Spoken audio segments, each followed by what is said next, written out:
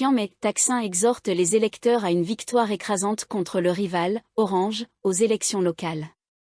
Chiang-mai, l'ancien Premier ministre Thaksin Shinawatra a lancé un dernier appel à ses partisans pour qu'ils transforment leur admiration en vote lors des élections de l'organisation administrative provinciale, PAO, et de son conseil, prévues ce samedi.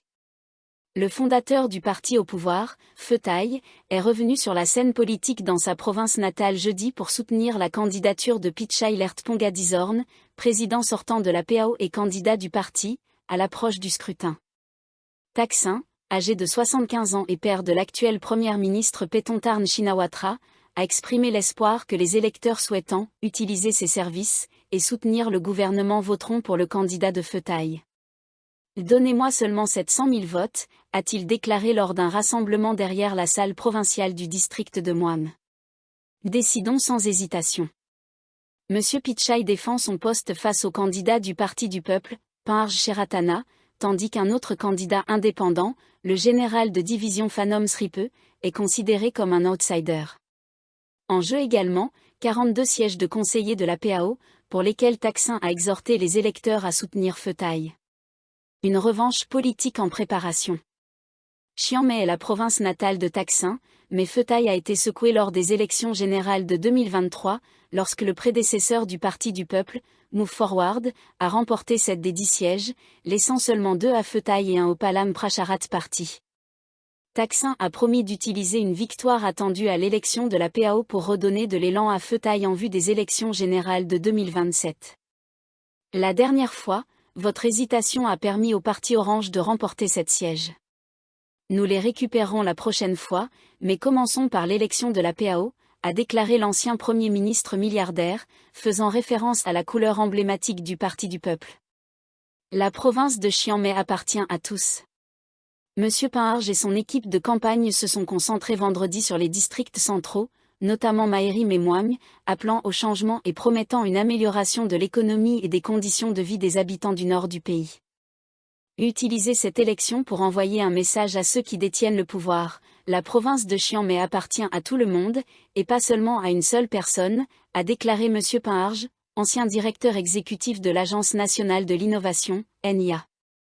Le Parti du Peuple espère mettre fin au contrôle de Pheu Thai sur le gouvernement local, en comptant sur les jeunes électeurs et les citadins pour infliger une nouvelle défaite politique à Pheu Thai.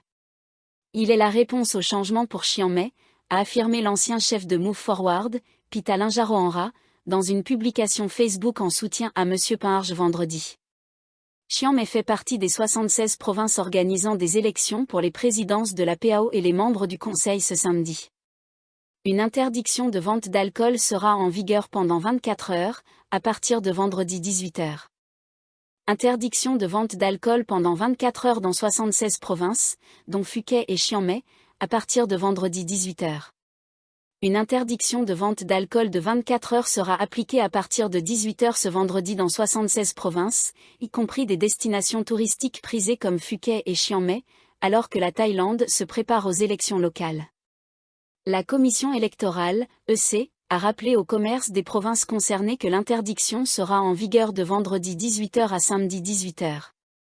Les contrevenants s'exposent à une amende pouvant aller jusqu'à 10 000 baht ou une peine de prison pouvant atteindre 6 mois. Les élections des présidents des organisations administratives provinciales, PAO, et des membres du Conseil se dérouleront à travers le pays ce samedi. La province de Pathum Thani avait organisé son élection l'année dernière. Bangkok et la ville de Pattaya sont exemptés de cette interdiction en raison de leur statut de zones administratives spéciales avec leur propre scrutin. Toutefois, les zones de Bang Lama adjacentes à Pattaya seront soumises à l'interdiction, car elles font partie de la province de Chonburi. Larmes de joie pour les otages thaïlandais libérés à Gaza. Udon Thani, les familles de travailleurs agricoles thaïlandais retenus en otage depuis plus d'1 an à Gaza ont éclaté en larmes de joie jeudi après leur libération dans le cadre d'un échange d'otages et de prisonniers entre Israël et le Hamas. 5 Thaïlandais ont été relâchés aux côtés de 3 Israéliens détenus par le Hamas, dans le cadre d'un accord de cessez-le-feu visant à mettre fin à la guerre à Gaza. Lors de l'attaque du Hamas contre Israël le 7 octobre 2023, 31 Thaïlandais avaient été enlevés. À la fin de cette année-là, 23 avaient été libérés et 2 ont été confirmés morts en mai. C'est confirmé, mon fils n'est pas mort. Merci mon Dieu, s'est exclamé Wiwayo Sriyaoun en apprenant que son fils, Ouattara Sriyaoun, faisait partie des personnes libérées. Je le serrerai dans mes bras quand je le verrai. Je veux savoir s'il est en bonne santé, je m'inquiète pour lui, a-t-elle ajouté en sanglotant. Merci, merci mon Dieu, il n'est pas mort. Nous avons foi en Dieu. Environ 10 membres de sa famille s'étaient rassemblés pour la soutenir dans leur modeste maison située sur leur plantation d'EVA, dans le district de Kumfawapi, province du Dontani.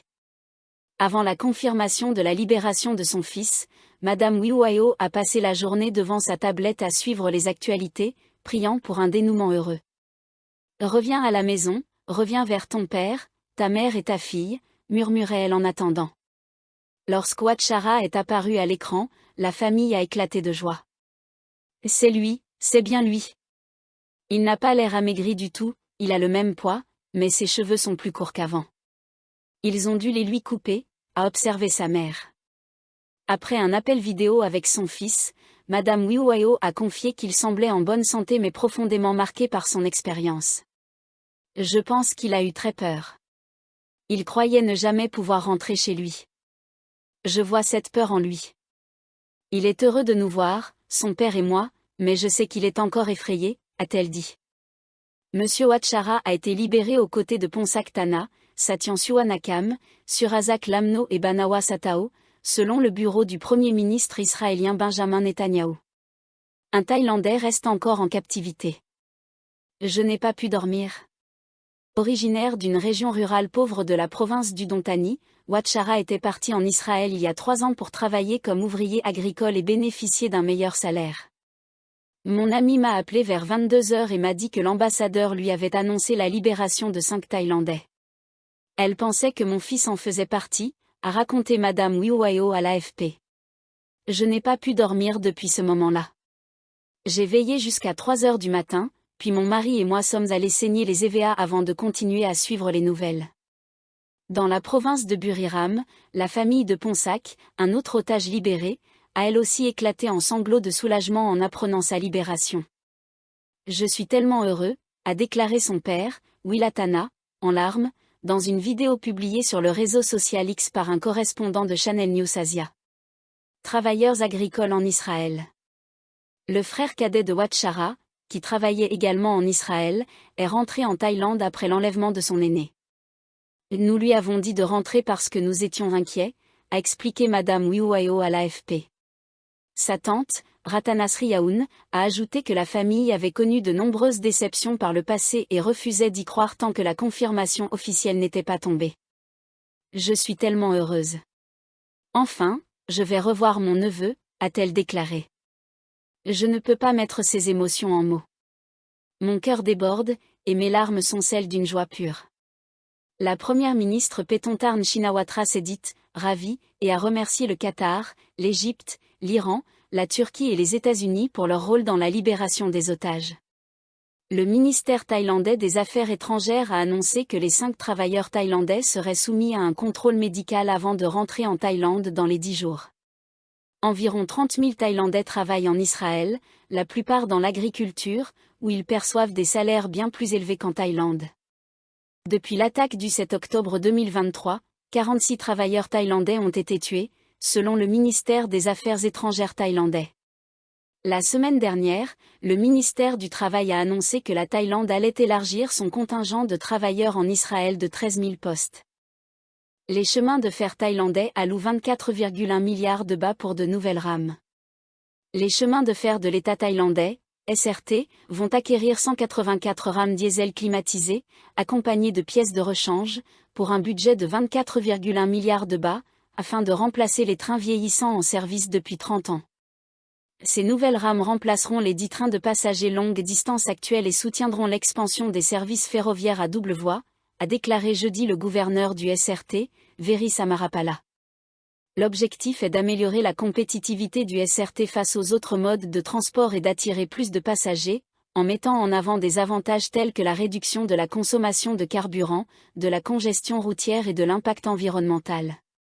En 2024, environ 30,3 millions de passagers ont utilisé les services du SRT, contre 27,8 millions en 2023. Des trains modernes et plus écologiques. Le SRT prévoit d'acheter 92 rames diesel climatisées avec cabine de conduite pour la moitié du budget et 92 autres sans cabine avec l'autre moitié. Monsieur Véris a précisé que ces nouvelles rames seront dotées d'un système hybride, utilisant à la fois des moteurs diesel et une alimentation électrique par batterie. Chaque rame disposera de places réservées aux personnes handicapées, du Wi-Fi à bord, de sièges inclinables, de toilettes fermées hygiéniques et d'écrans LED. Le coût moyen par rame est estimé à 131,25 millions de bahts. Le premier lot de 60 rames sera livré en Thaïlande en 2027. Nous soumettrons notre rapport au ministère des Transports, qui le transmettra ensuite au cabinet pour approbation, a déclaré M. Véris. Si le projet est validé, nous lancerons un appel d'offres, dont les résultats devraient être annoncés d'ici juillet 2026.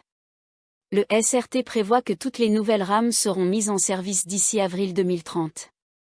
Un nouveau pont ferroviaire sur le Mécogne. Parallèlement, le SRT accélère la conception d'un nouveau pont ferroviaire à 4 voies sur le Mécogne, destiné à faciliter les trains conventionnels et les trains à grande vitesse entre la Thaïlande et le Laos.